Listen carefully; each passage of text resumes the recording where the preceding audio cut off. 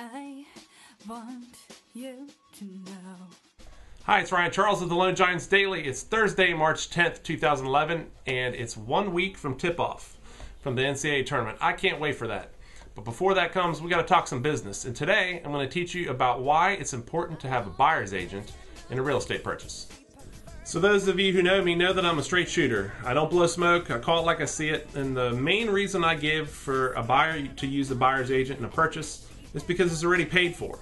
It's like me handing you a gift certificate to a restaurant. It's already done. You might as well use it. And what I mean by that is in most cases, and in the way these contracts are written, the seller wants to sell their house. They call a few agents. They pick someone to list their house with. That person that they choose is called the listing agent. They have a contract. And that seller signs that contract. And in most cases, that percentage is usually between 5 and 6%, typically 6 is industry standard, is written into the contract. So that 6% is going to go to that listing agent, and then out of that 6%, typically 3% will go to the buyer's agent. The buyer's agent is the one who's representing you. If you don't have a buyer's agent, they keep all 6% in almost all cases. So now you see what I mean when I say it's already paid for. That listing agent has a listing agreement with the seller that's going to include the total fee. So whether you have a buyer's agent or not, that money's going to them. Now what you're going to see in a lot of cases is the listing agent will pull over somebody from their office to represent you. So you will have a buyer's agent by default, but it's not somebody who you choose. And of course they don't have to do this. They can choose to proceed with the transaction without having an agent represent you at all. That's the worst case scenario. But let's say they pull over someone from their office, their buddy who they trust, and they're going to give you professional representation because after all, they are a realtor and they have to subscribe to the codes of conduct.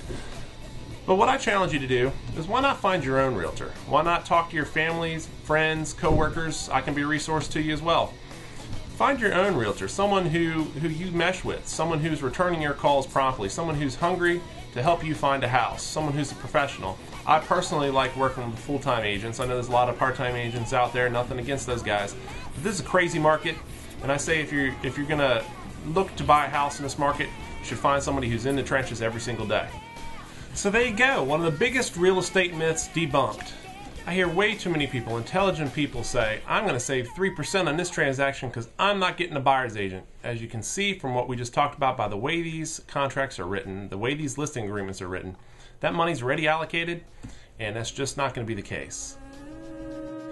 So go out there and find a buyer's agent. It's important to talk to a mortgage professional first. Get pre-approved. Once you're pre-approved, find a buyer's agent. Talk to your family, your friends, your coworkers, your neighbors. Find out who's had success. Find someone you mesh with. Find someone who's a professional who you trust. And then work with them. Have fun with them. Finding a house is supposed to be fun. In this market, it's a buyer's market. You're going to have a good time with your buyer's agent. You're going to find a great house. You know a great mortgage guy. And it's a great time to buy. So enough saying great. Go have a great day. Ryan Charles, Lone Giants Daily. See you tomorrow. Thanks for watching. Guys, like I always say, it's what you don't know in real estate that's going to hurt you. So if you didn't know this fact and you learned something by watching this video, odds are your friends don't know either. So I invite you to please hit that little share button on Facebook and let's get this knowledge out there.